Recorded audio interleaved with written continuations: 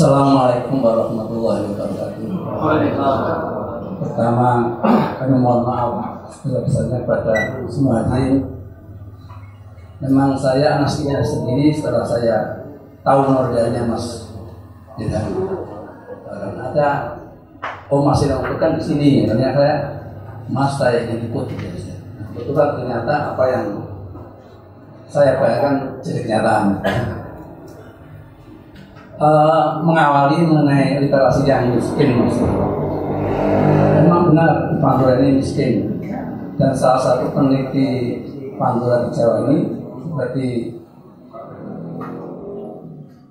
dari Anton Lukas itu mempelajari sejarah Pantura 3 daerah, tidak ada literasinya sama sekali, Mas. Dia oral sekali. Dia mengawali banyak dari sumber-sumbernya, termasuk kemajuan sebenarnya. Jadi buku yang sedemikian disertasinya itu sangat dipuji oleh Kartono Sekar Alisdara atau Siswa. Kemudian yang kedua, kami dulu tidak tahu apa-apa. Saya yang seorang PNS kecilan. Kemudian saya sering bergaul, saya ketemu tokoh-tokoh Pak. Dulu bapakmu itu dimuat dalam disertasi namanya Lukas. Buah itu saya beli. Lagi Van Dijk mengenai pemberontakan bapakmu dimuat. Saya heran itu, saya baca. Dan saya beli satu. Dan kebetulan ada seorang camat yang saya kasihkan, dan camatnya memberitahu kepada Padiran ke tempat saya. Akhirnya saya jadi. Ini Pak awalnya begitu. Kemudian yang kedua mengenai perkawinan Pak. Kalau kita bicara sejarah, ternyata ada fenomena yang luar biasa. Catatan sejarah.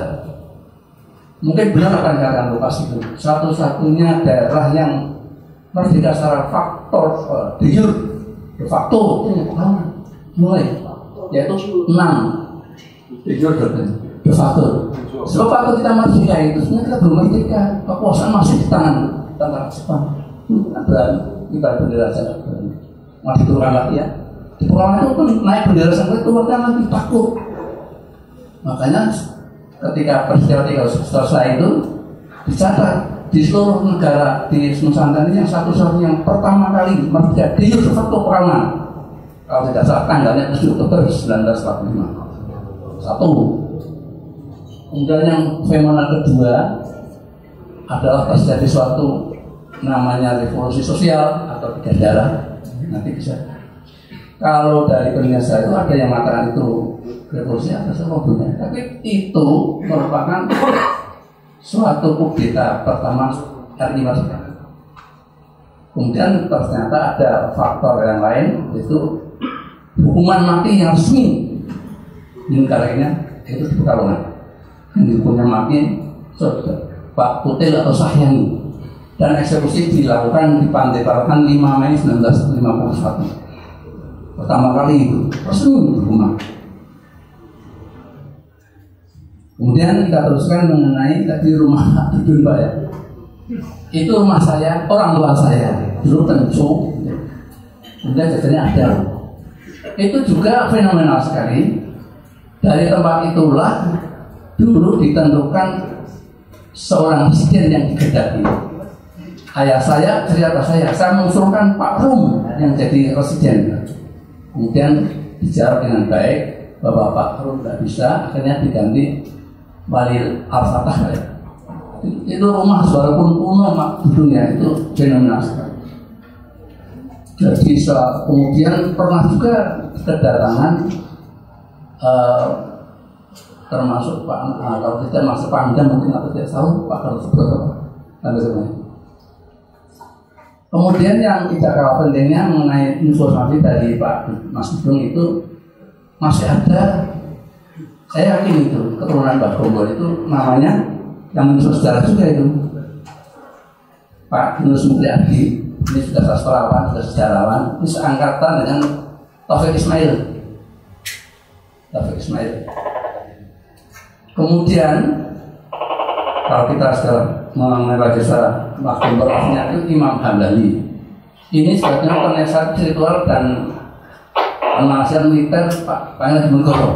beliau mau matur dalam sejarah ini yang bersama Pak Yunus Nugrahadi, dia memberitahu bahwa supaya jangan berunding dengan Belanda, sebab ini mesti jebakan.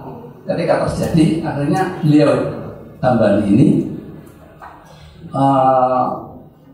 bukan melarikan diri, tapi mau menghindari dengan ke arah barat daya. Kemudian saudaranya ke Kawi, namanya saya lupa, jadi kurang parah yang di sana, menggarangnya.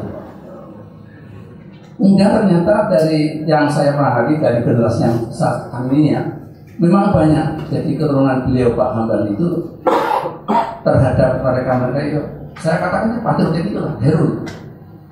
Saya catat salah satu antaranya itu, satu adalah Sugeng Saryadi, angkatan 66. Kemudian biasa itu HR Darsono, mantan Pangdam 9. Mungkin kedua ini ada fungsi bisa waktu perubahan dari Orde Lama ke Orde Baru.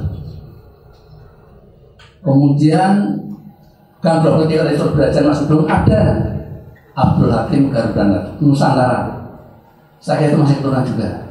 Abdul Hakim Garuda Nusantara kalau tidak salah adalah mantan HAM pertama, dan nama aslinya itu Abdul Hakim Bajuri, kemudian di Garuda Nusantara.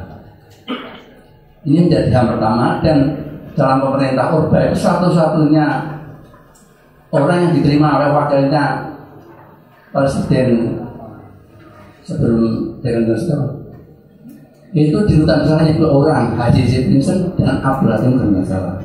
Jadi kontribusinya terhadap HAM beliau tidak bisa dipungkiri. Dan sekarang beliau Pak Abdul Hakim Garuda dalam keadaan sakit. Sekarang hanya di tempat itu saja. Ya kurang tahu, yang jelas kalau kita siap sana nyerap doanya. Kemudian saya sampaikan itu pada masyarakat Kaluan, kalau ada juga, kalau bisa didoakan, itu yang belajar. Ya, luar biasa.